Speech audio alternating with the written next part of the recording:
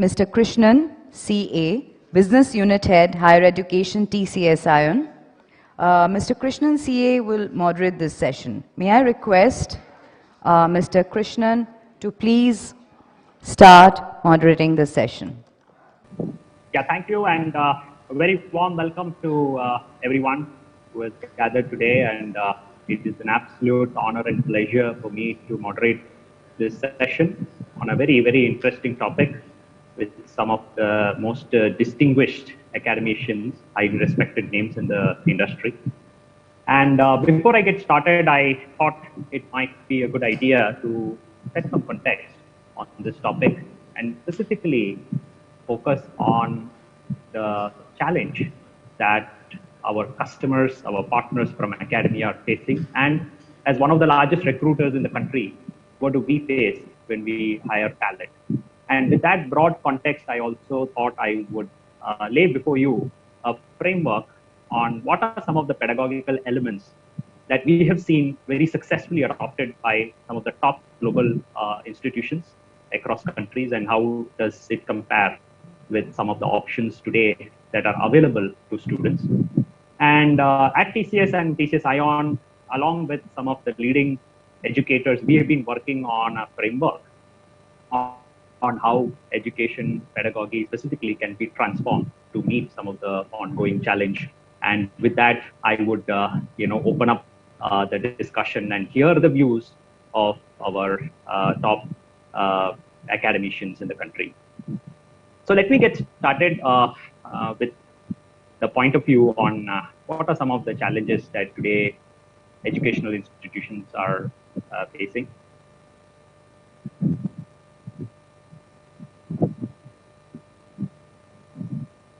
Broadly, in our discussions, there are 6 areas that challenges can be categorized into. One is the significant change that we observe in the industry, especially due to the pandemic. Most businesses are getting digitally transformed. New age startups are coming. And what that has created is a significant gap in terms of the curriculum. The curriculum needs to evolve and keep pace with the industry requirement. And another accompanying challenge is that today's curriculum does not seem to have the industry context. And that makes the pedagogy that much more theoretical and non-experiential, where we see students do have a good context of the theoretical grounding, but lack practical exposure of hands-on skills. A big challenge that institutions face today is the shortage of quality faculty. In fact, every week I get a lot of resumes from the faculty members who want to join the industry. And clearly, institutions are facing a shortage in terms of committed faculty members who can take up some of these new areas and teach students. Another big challenge that students face, institutions face, is a lack of internship opportunities that will give students a sandbox to apply some of the learnings that they have learned in their curriculum. And finally, outcome link. Today, the employability of students continue to remain low, and clearly all of these challenges are creating a lot of stress amongst parents, amongst students. And broadly speaking, I would say that all of these challenges can be addressed effectively if there is a closer collaboration between industry and academia. And I'm very happy that ICC has taken the initiative to set up this discussion that will lay some light on what progressive institutions are doing to address these challenges. From an industry perspective, this is a mirror image of the challenges that the academic world expresses. But as a recruiter, again, when we look at candidates, we do see that students lack industry relevant skills. There is insufficient engagement from the industry. The pedagogy continues to be theoretical in nature. Students do not have the requisite hands-on knowledge that they can demonstrate during the interview process and post-joining the organization. And our own selection process is quite unidimensional, focusing on very basic testing and emphasis on cognitive and soft skills. And we still do not have a methodology to assess skills much more holistically. And clearly, there continues to be a mismatch between the student expectation, student aptitude, and what is required by the industry, creating a lot of disguised unemployment. So looking at these challenges and discussing with a lot of leading minds from the academia and industry, we put together 8 pedagogical elements. The first 2 can be clubbed by saying that industry involvement in not just the design but also the delivery of the program, alignment to the regulatory framework, NEP guidelines, UGC, AICTE, digital model of delivery, which effectively blends digital and physical mode to create effective learning outcomes, focus on hands-on, focus on proctored assessment that will lend credibility to the academic curriculum and the degree that are getting granted, and of course, internship that we spoke about, and clear job visibility as an outcome link. And then we looked at multiple options that are available to students. We have many of the initiatives from the government. We have many players who are offering free courses digitally. There are many global universities tying up with some of the top institutions in India to offer global degree programs, digital players, including academic institutions, and also new digital startups, as well as pure online global platforms. But when we map the pedagogical elements, we do see that while each of these channels of delivery have their strengths, but collectively, there are many red crosses. And we have, as ION, being playing a critical role. For example, the proctored assessments, we do conduct some of the proctored assessments to lend credibility to some of the online programs created by the government. But clearly, there still needs a lot to be done to fill up the space with more green ticks. And possibly this is what is causing the challenges that we spoke out in the last 2 slides. So it is still an open question, how do we blend all of these pedagogical elements that we know are critical for effective learning outcomes and embed them in the various channels, and close collaboration with the industry is what would help achieve this. And now to open up the panel, I have 5 broad areas as a suggested approach to transform education in the country. 1 and 2 are more in terms of collaboration between industry and academia, so that we can bring top trending courses that the industry requires and sit together to design and deliver the curriculum. Contextualization of knowledge with more internships, more hands-on environment, which will help students practice the skills and translate knowledge into skills. And another area that we believe is very important is the digital education, effective blend of digital and physical environment. As you may be aware, today we work with more than 4,000 institutions in the country to use their infrastructure to conduct assessments. But the same concept now extended to have local hands-on labs across the country, so that students can come and the labs are fitted with the best of equipment. They can try their hands on and ensure that quality learning happens. And finally, setting up the entire ecosystem. The problem that we have spoken for many years, further amplified due to the pandemic, has always existed. And the problem cannot be solved by only one player. We all need to come together as an ecosystem. So set up the ecosystem with corporates playing a key role, academia, of course, regulators, and also global organizations bringing the best of technology and bring the best of pedagogy to education.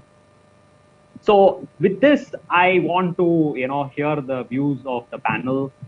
My first question is to Dr. Saikat. Dr. Saikat,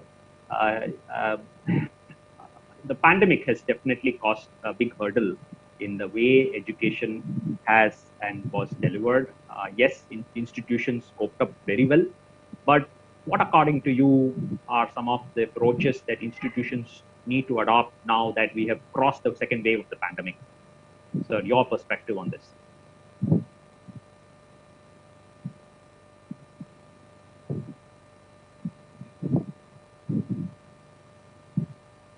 Dr. Saikat.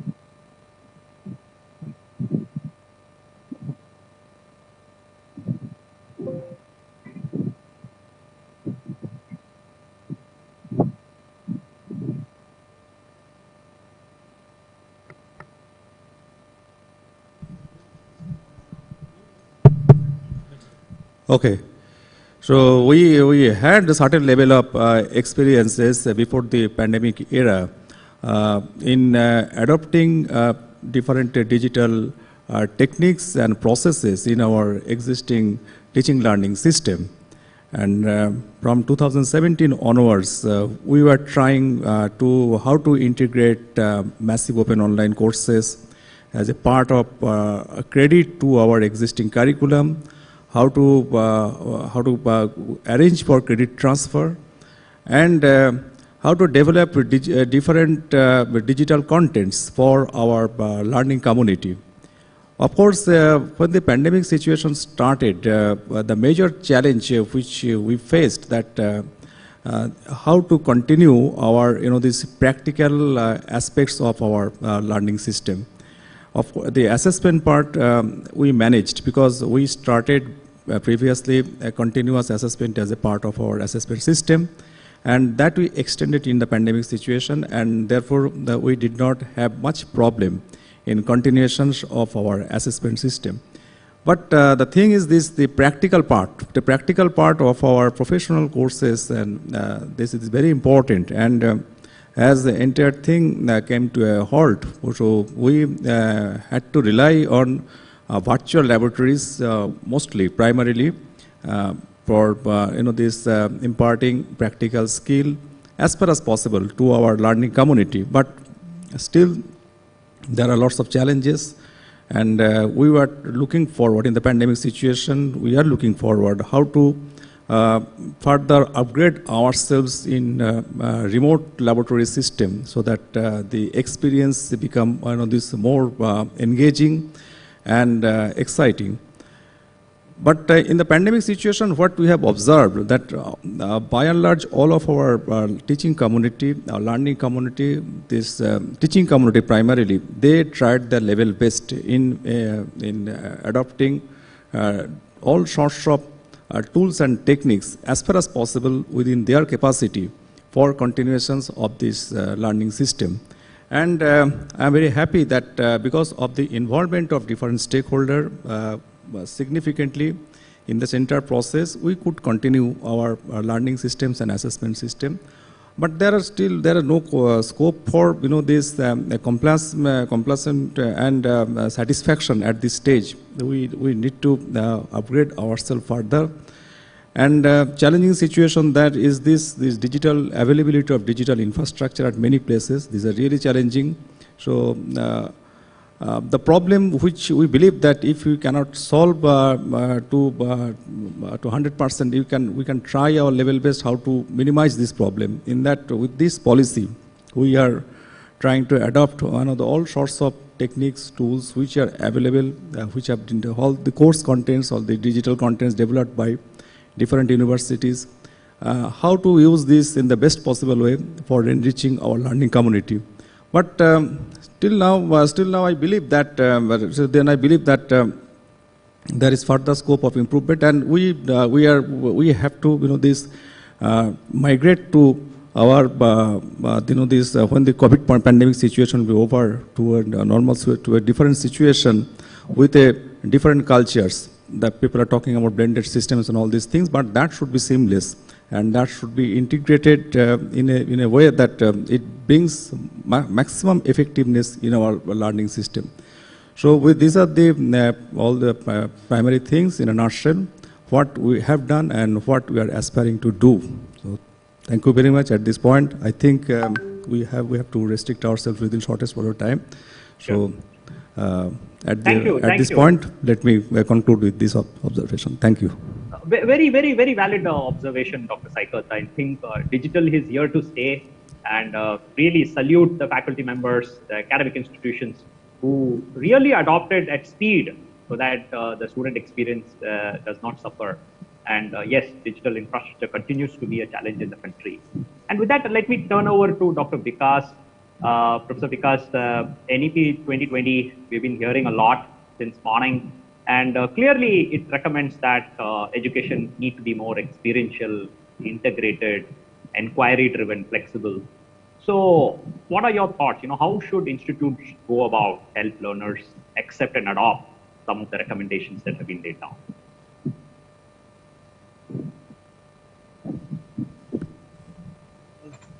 Thank you, Mr. Krishnan, for giving me this opportunity, and thanks to ICC also for inviting me for this discussion and allowing me to join, using the digital platform. And we are talking about using the digital platform only. I would, I totally share the, opinion shared by Dr. Saket. Faculty members have done a tremendous job. The challenge was there, and the faculty members were not very acquainted with the video platform. Students were acquainted. There are 25 lakh teachers in Indian higher education system. We have 1,000 universities. We have 50,000 institutions, and within a fortnight, I would say all institutions across the country, all universities, they shifted to the online platform, and all those 25 lakh teachers, which we never thought that they all would be coming up as heroes and heroines on online platform. They all did that. And, they. What the important point here is the question that you have raised, Krishnan. For getting a good employment, for because it's outcome-based education. Education has to be every activity that a faculty is doing in class is basically for some outcome. That outcome is majorly in India is for employment or employability, I would say. 10% students, are looking for, say, higher education, or 10% students are looking for starting their own businesses. But generally, 70-80%, students in higher education today, especially in technical and professional programs, they have, in mind that once they complete the program, especially the, graduation and post-graduation programs like engineering or MBA or pharmacy for that matter, they would be joining some corporate house and they would be, starting working somewhere. In that context, I would like to share with you that when somebody is selected, for a job, there are four major attributes. Selection is happening on the basis of the knowledge that they have gained, on the basis of a skill that they have gained, what kind of attitude they carry, and what is their behavioral, aspects. And in fact, over the number of years, for last 25 years, I have seen that, when 30 minutes kind of interview takes place, a company is coming, for campus recruitment. In fact, the least what can be assessed is the knowledge part and the application part, and the majorly, they are assessing the behavior part and the attitude part. Now, what is happening, because of this online education? Out of these four aspects, knowledge faculty members have taken care. They have shared the PPTs, they have shared the presentations, they have shared, their knowledge delivery, could be ensured. But as Dr. Saket mentioned about the laboratory, the education part, the skill part, applying your knowledge, real life business problem. Kind of activities this the students are doing in campus, extracurricular activities, co-curricular activities, working in groups, team learning, team player, all those activities, they were actually hampered. What we have done, in our case, and then the beauty is that the new education policy is providing all these opportunities to ensure, through CBCS, through individualization of education, that every student can have a unique mark sheet at the end of the program. If you are doing a particular BTech program, it is not mandatory anymore that you are going to have same mark sheet as the entire batch is having. So using your outside domain programs, using your skill, using your skill programs, you can actually create your own mark sheet, which is very different from your other classmates. Taking that into cognizance, what we did at our place, first of all, we implemented OBE spirit. Every activity that a faculty member is doing, whether they are using the physical platform, as now Chhattisgarh government has allowed 50% attendance in classes. So whether they are using a physical classroom or they are using the digital platform, every activity that a faculty member is doing in the classroom, every activity is having some outcome identified. There cannot be any activity in class which is not having some. Because today students are very different. They are not ready to listen. They are so protected. They are not ready to listen to their parents, lecturing. You cannot expect that they are going to listen to lectures from the teachers. activities in classroom have to be very engaging. Activities should be very individualized. Activities should be so, I would say, entertaining that if faculty member involves the class, engages the students. That is very essential. And in that direction, we have created a ICP kind of thing, which is individual career plan. What we do here, Mr. Krishnan, right in the second semester, and I'm sharing this because other institutions can also maybe can get some insight from there.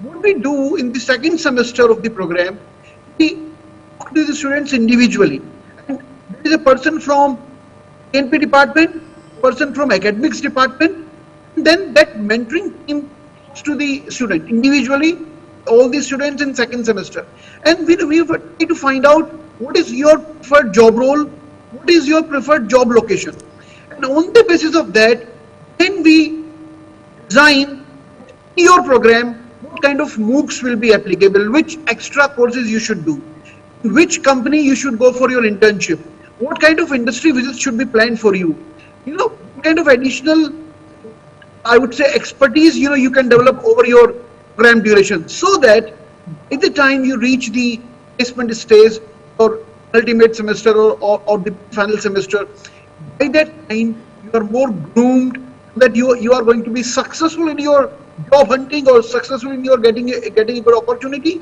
and also will be happy in that job opportunity, because we have seen so many cases where the students join but 3 weeks, 4 weeks, and then they do not like the job, and then they come back. And this is happening because of very protected environment which the students are having at their homes, and very protected environments which they are having in their professors in the campuses also. Yeah. We try to groom them in that direction. Very, very well said, Dr. Vikas. I think the innovation in terms of creating outcome link, I think is very, very important, and NEP definitely lays some very interesting framework. I want to move slightly broader and look at the new online degree program we did hear from UGC, and UGC has approved these online degree programs for top institutions. And would like to hear Professor Singh's view on this, on what are some of the best suited pedagogical approach that can help us achieve success in this mode. One of the recent research reports says that over 16 million students are going to take a leverage of this, and hence it's very important that we engage in online degree without compromising standard of learning. So Dr. Singh, your views please. Thank you so much, Krishnan. Good afternoon to everyone present here, my fellow panelists and distinguished members sitting in the audience, virtually and physically both. Online is like before pandemic was gradually growing. After pandemic, it is growing comparatively fast. This is my first observation. All right, online, definitely we all know, will not be able to replace the physical format, but can complement and can support the physical format. That is the second point. As far as online courses are concerned, University Grant Commission has actually so far till June 2021 has approved 38 universities in the country, institutions and universities in the country to legally allow online courses. And those courses are being offered in different areas which has been approved by University Grant Commission based upon NAC 3.26 rating, and also based upon NIRF ranking for last 3 consecutive years if it is beyond certain level. So this is the minimum qualification, but then these institutions which are offering online courses probably are not very, I would say, keen to understand the nitty-gritties of online courses, because online courses should not become like correspondence courses and should not dilute the basic objective of the education that is normally happening in our country whenever we offer courses which are maybe in the online format or maybe in the correspondence course format. And people try to tweak in different manners, correspondence course with regular classes, online course with interaction in the evening hours, morning hours. But the basic objectives are there are certain courses, those can be very well offered online. But there are many other courses, like yesterday only I was trying to interview one candidate for a certain position. He was being offered PGDCA from one of the universities in Assam. I am from Royal Global University, Assam. So I have asked that boy, what you have learned out of it? He said nothing. It was a correspondence course for PGDCA. So we have to see that the student or whosoever is taking admission in online courses, is he capable or he is competent to pursue the online course in such a manner so that the ultimate objective of skilling, knowledge and behavioral components are being imparted through online mode. That is something which is everybody has to understand. And for that, we have proposed one model. When this new education policy was coming up, I have sent my reflections to the Government of India, to the Ministry of Education now, earlier HRD Ministry, and to others, Kasturi Rangan Committee, that this digital format should be restricted to those people who are already in some profession. Doesn't mean profession means in service, means agriculture, a person who's doing agriculture at the village level should be offered online course in agriculture alone, where he has a possibility of doing those practical things at their level. Same way, if you are already in a computer application format and you want to do DGCA or any DCA or any other course in computers, you have a practical facility available at your place so that you can do that. Unless and until we will tweak this particular format in this manner at the entry level, where the possibility of doing the courses is available at the source where the student is sitting and doing the digital platform, this particular format will also dilute the education system, which is my understanding of this system. The same way it has been done, but at the same time, there are many positive sides of it. I still take it positive, because if the universities are conscious about the admission format, not going by the numbers, by the not quality with respect to the marks the students attain, but with respect to the availability of resources at that level, it will become a very, very good format. And most important, it will become a very affordable format for those people who cannot afford education in the physical format, a full-time format. As well as economically, it will be more easy for the students to take care of this. So this is my reflection about digital online courses being offered by different universities. Now there's an influx of digital online courses by the foreign universities, from Harvard, Stanford, everybody is offering those courses. And you open your Facebook, if you are been there in the Harvard site, you will always get regular feedbacks from there, the marketing site. Those courses are equally good, but then they are very, very conscious. They allow only those students to take up those courses which already have that physical infrastructure or the experience or the progression available in that particular field. So everything is good in this country, in my personal opinion, if it has been taken care properly. As a student of strategy and marketing, I believe that everything should be cautiously done, including national education policy. It will become a successful story. Thank you. Thank you so much, Krishnan.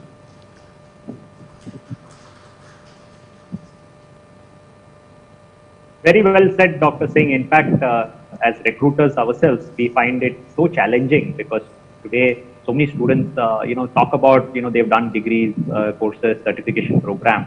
It's very important that we do it in a way that you recommended, without compromising the quality of the outcomes that we want to, deliver. And with that, I want to, turn over and take the views of Professor Dr. Indranil on student-centric approach to learning, which I believe is the cornerstone of any strong outcome-driven learning initiative. And in this regard, how do we ensure seamless learning experience for students, given that there is so much innovation on pedagogy that we are looking at? So thank you very much, Krishnan. Yeah. I'd like to share some of my views on student-centric approach or student-centric learning. The first thing is that I personally believe that this is nothing new. Whenever a new educational institute is set up, it is for the students. When you recruit faculty members and staff members, they are for the students. So students are the most important stakeholder in the educational ecosystem. So this was already there, but we are talking about this more because we have some additional flexibilities available with us, whereby we can offer more flexibilities to the students. So if you talk about the NEP recommendations, so under that, we are planning to offer students with a number of additional flexibilities. Firstly, for example, a student can decide what kind of courses he or she wants to do, when he or she wants to do, and from where. This is a very important change in the basic concept in the way we used to deliver education or knowledge. But however, again, it is my personal take is that we are still not there yet. The concept is wonderful, concept is very nice, but it will take several years for us to get trained ourselves first in order that we can embrace this new concept to its fullest extent so that we can translate the benefits to the students. Talking about how the universities have started to embrace these concepts, as a case study I can give a small example of JIS University, so where I am associated with right now. Well, we have been updating our curriculum on a very regular basis, and we have been offering more elective courses to the students. Many of these courses are interdisciplinary in nature, so that a student who is doing major in discipline A can take some subjects from discipline B or discipline C if he or she is really interested to know about that. Now, in addition, we have directly integrated the online MOOC courses in the curriculum. Students can take as elective some of the SWAM NPTEL courses directly, or as you can say strengthening or supplementing the existing curriculum, some of the other MOOC platforms like Coursera. That also we have gone into an MOU with Coursera. Students can directly take some course modules from Coursera to strengthen whatever otherwise was being taught in the classes. This is one kind of flexibility we are offering to the students. And of course, I talked about interdisciplinary specializations, which is very important. And NEP also talks about it very strongly. So whatever newer product development we are going to think about tomorrow, mostly it has to be an interdisciplinary effort. And of course, most importantly, we have to kindle innovative thinking among the students. So there is a concept about project-based learning which we have integrated in our curriculum, and we have also made some arrangements to get some funding from them through some angel investors with whom we have tie-ups, so that some of the good project ideas can actually get funded. Now, one very important thing we usually tend to ignore.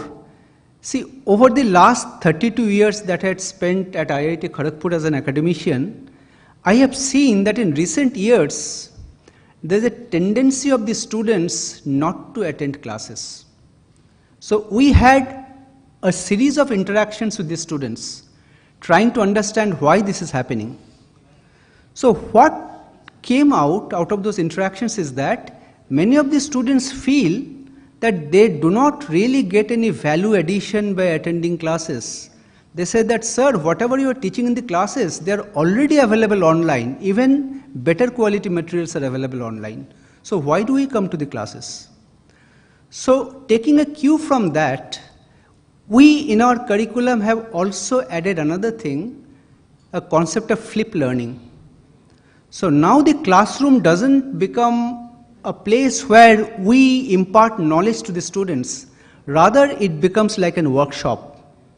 The students come prepared, we share some study materials with them, they read at their own time and convenience, and come to the classes, and the classes are more like problem solving discussions and interactions. So students feel that way there is some value addition, and it is my strong belief that they will get the interest back for attending classes. So classes will not become a very boring place to just listen from the professors, whatever is already there in the book, and so on. But one thing I would like to say before I end, see, all the things I have talked about, we are all talking about, they're fantastic, they're very good concepts. But are the faculty members, the teachers, really geared up to embrace this?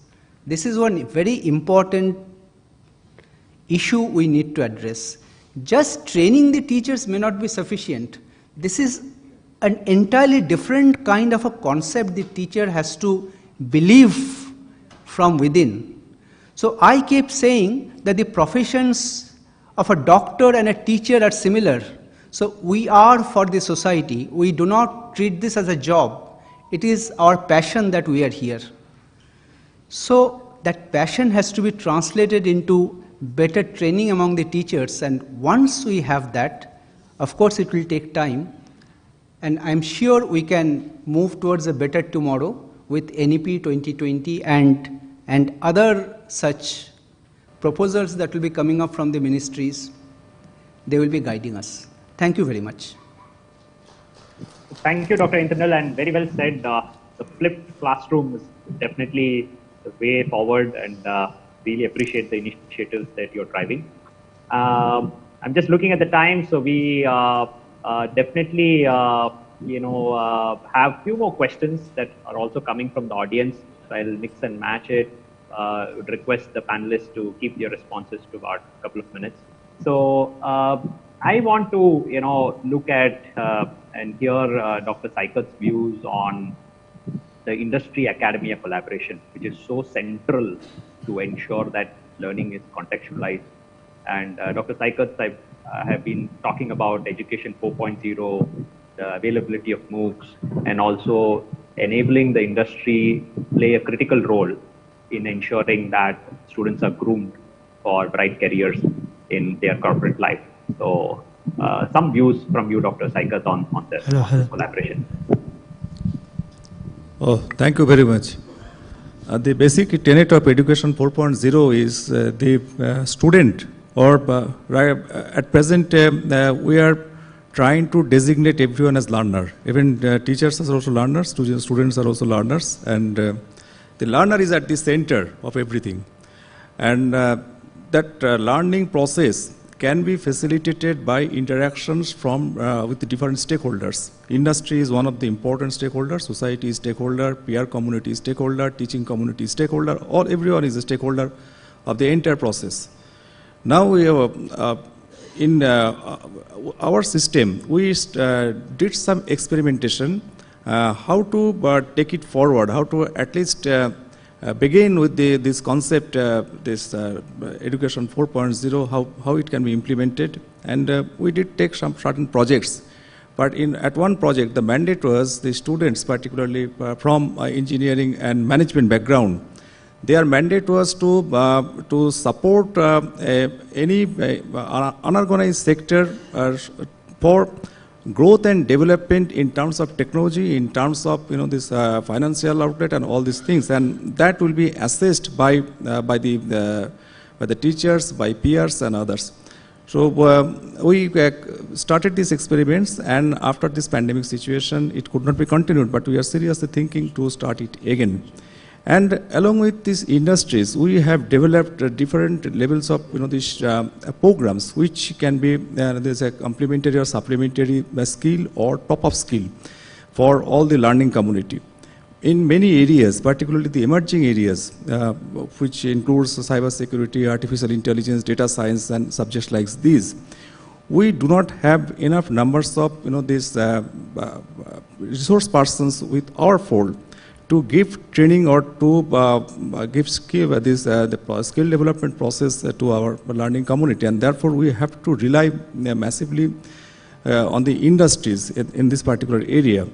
And with that objective, we have developed this partnership and collaboration with many industry associations for the designing and development of different levels of training program in the form of certification, diplomas, PG diplomas, and all sorts of practical trainings and all these things. And that is running pretty well at our system. And at the same time, we are experimenting with our assessment system, how best this assessment process can be made more effective with the involvement of the peers, with the involvement of other stakeholders. As I said earlier, that we already started the process of continuous assessment to a significant extent. There, you see, in the continuous assessment part, we are trying to engage our students to develop their own contents. As today, we are seeing that there are plethora of these contents are available in digital platforms and digital world. These contents are available. Only thing, we need to guide our students to do their own research, to develop their own contents. And after this has been developed, then how best they have developed it, that can be assessed and validated by the peers, by the teachers. And that is one of the process, even by the industries also. So involvement of all the stakeholders in the learning process, it is our one of the mandate to make our this professional education more effective and more this result oriented. And as we have introduced a series of these programs looking for the demand of the future in the field of this information technology, management science, and other areas, pharmaceuticals areas. There, our this now objective is how best this Industry 4.0 concept can be this adopted for one of these facilitation of all these learning processes to the best possible extent. And there is no standard formula or standard this model available right now for this. We have to customize all these things, and in near future, everything is moving forward. This is an era of customization and personalization. Choice-based credit systems, then this elective based on the the mindset and competency of the students. Offering up all these things, these are one of the this component of our entire this education systems right now. And and every day we have to go for experimentation to innovate these new things to make these education systems more engaging, more effective, more networked, and more exciting. And then only this our entire things that will this bear its fruits. What we are observing everywhere, this our education systems is delivering suboptimal results. There is a lack of engagement, and because the problem is this today's generation, their mindset, their attitudes, their skills, everything is different from which we were having at our time. And many times if we want to impose the thought process and perspective of us to the present generation learners, then we'll be dragging ourselves in a zone of this some sort of this difficult situation. And that is happening. That is happening because right now, this mentoring and counseling, this guidance, these are becoming more and more important role for the teaching community. Technical contents and all these things, these and by and large, that this culture of self-learning system has to be developed, as everything is changing very fast, and university education or college education is not the end of the story. Beyond that, in the entire professional career, everyone needs to upgrade themselves on a continuous self-learning basis. Otherwise, retention of job is very difficult. Getting job is difficult, retention of job is becoming more and more difficult. So the culture of self-learning, culture of this understanding many new things from own perspectives, that is going to be very, very important. But role of teachers is now getting to transform to the role of mentors and counselors and all these things to develop and to retain the positive mindsets and all these things inside the learning, inside the learners. And integrations of this industries, integration of society involving this their homes, their neighbors, and all these things, and then peers, teachers, and all these things. These are going to be one of the challenging situation, and also one of the exciting scope for experimentation for making our learning process very, very effective. We are doing that, and not only us, many institutes like us, they are also trying to do the same thing, and we believe that within the shortest possible time, we will be getting results of all these endeavors with whatever undertaking. Thank you, Dr. Saikat. And this continuous mode of experimentation in a VUCA world, which is volatile, uncertain, is so very important that we always stay ahead of the game. And one of the areas that we totally believe in that can support education is the digital revolution that is happening, where institutions are adopting interoperable digital infrastructure in the education sector. And I wanted to take Professor Vikas's views on Given the scale, diversity, complexity of India, what are your thoughts on importance of digital infrastructure, and how should institutions prioritize in creating such an infrastructure to enable execution of the vision? I would answer this question in three parts. I would say that because of this pandemic now, digital divide is on our face. And when I'm saying digital divide, it is happening at each level. There are, as I mentioned, 1,000 universities, 50,000 institutions. So today, central government and other governments, they are saying that we have taken electricity to the last house. When last mile electricity was a challenge in our country, so last mile, bandwidth or internet connectivity is a big problem. We can't even say today that every village in India is now having broadband connection. The first challenge is that we cannot assume this. Every student in India, there are 2.5 crores of them right in higher education. Each one of them at every part of the country is having a good or good, say mobile set or tablet, having good connectivity. That's first assumption which has a challenge. Second is, not all 50,000 institutions, not all those universities, they have, their digital setup in place in the university. How many of them are actually having video studios created or that kind of bandwidth availability that we can have live classes? Thanks to Coursera, thanks to EDX, they allowed, free courses to all the faculty members and students, for more than a year. I'm saying this requires a lot of investment from the side of, university and the higher education leaders like you. And then the third, once we have the student with the equipment, when we have the setup ready in the institution, the third is the faculty who is going to use that setup. So how, as Dr. Singh was mentioning, how trained they are. If we have the entire setup available, do we have such passionate teachers? Do we have faculty members trained in that direction that they can actually utilize those platforms and can actually create that flipped classroom kind of environment? Passion is the key. How many teachers, you mentioned that you're receiving applications from a lot of faculty members who are looking for a job in the corporate sector. So how many faculty members are actually trying to build a career in that direction? I think efforts are required on all the three fronts. Number one, there should be social initiatives where students who are not having a good tool, good tablet, good equipment, there have been efforts by state governments also.